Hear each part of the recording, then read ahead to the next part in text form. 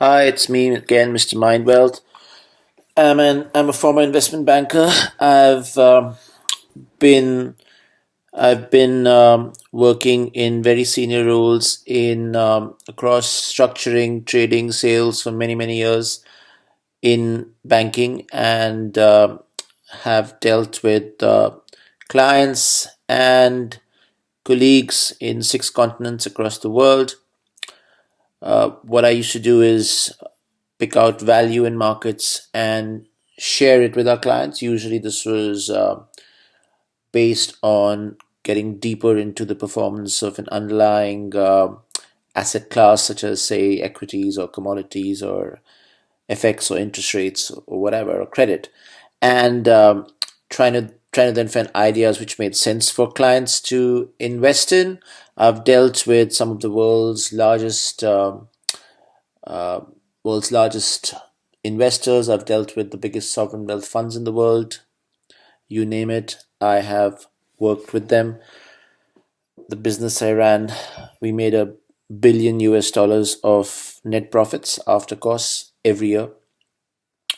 So yeah, so I'm happily now out of banking, but I want to give back and share ways which are reliable, honest, and just share my views on how one can try and take advantage of market situations and look at risk and reward in many different ways. So we're looking at it from a technical analysis point of view. I kind of like technical analysis. So I'm looking at this Vanguard Value ETF. So firstly, what is the Vanguard Value ETF? As you can see, this seeks to measure the performance of the US large cap value stocks. So as we see here, investment return on large capitalization value stocks in the US, and expense ratio is very low, which is what makes it's nice to have that. And Vanguard is essentially doesn't really charge fees.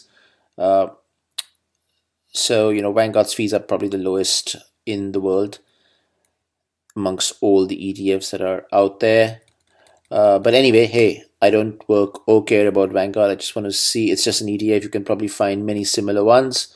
So moving on to the more fun part, let's take a look at the price action here and see what we can discern. Sec. So here I am. Trend line. I'm gonna try and I am trying to find a region where with prices traded in a channel, and I'm gonna find a couple of such regions. Well, this is actually the only real major region based on monthly charts over the last 10 years. We might find some other similar region going back over the last 20 years, but the chart I'm using is 10 years, so I'm just going to stick with that for now. And then the the big COVID fall is another area. We haven't broken out of that as yet. If we do, it'll get interesting. But for now, let's just look at this. So what do we have as the high here? Is it 74.8? Let's look at the prior month, 74.96. That looks like the high to me. And the low, 62.77.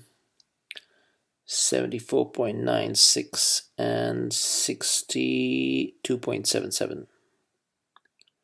Okay, so just gonna create some space to do this. 74.96 and 62.77, if I remember correctly. And I'm just going to copy a formula. All this formula does is it calculates the what's called Fibonacci extension levels over a period. Based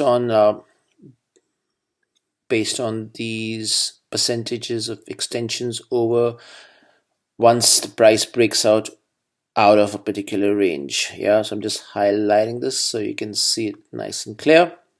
We're looking at Fibonacci extensions of a down move which took place in which took place, not so much a down move, but more like a price move within a horizontal channel.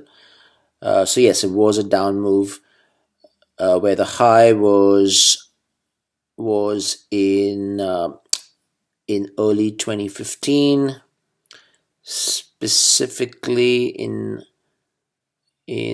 May 2015, and the low was formed in August 2015. I recall that fall, vicious week. I think 23rd, 24th August, markets were crashing pretty badly across the world. Anyway, uh, price moves around this channel, goes up, goes down, hangs around this channel, and then breaks out eventually. And the theory here is that once it breaks out, it's interesting to look at Fibonacci extension levels. Fibonacci numbers are found in nature. The golden ratio is found in nature. And I've observed over the last many years of trading, it's very useful to, once a price breaks out, to keep those targets in mind as to how far the price can rally. All right, so let's go back and look at it. And what do we have? 82.5, 94.68, 106.87, 114, 0.43. So we seem to have reached this 114.43 level. The market is opened the month of November at 103.95. with a low of 103, a high of 117.91, and a close of 116.97. So we've kind of made this target, to be honest. So I probably wouldn't go long till I saw a monthly breakout above 118.85.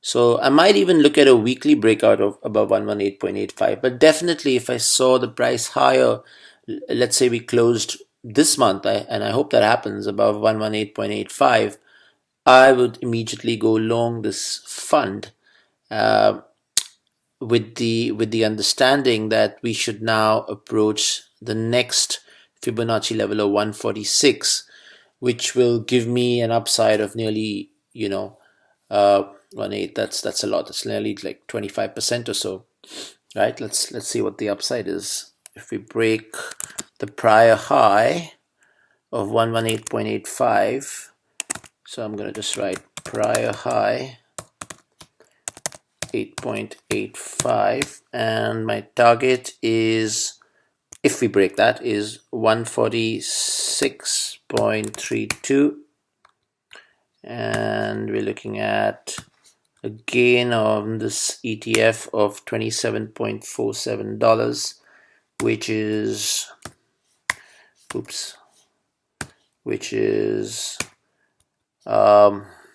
in percentages, that's over 23%.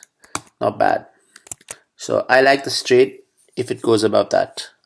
Well, that's it for me. If you like this, subscribe to us, and do subscribe to our website, www.mindwealth.co, where you'll get some pretty authentic ideas to help grow your career, grow your wealth, grow your mind.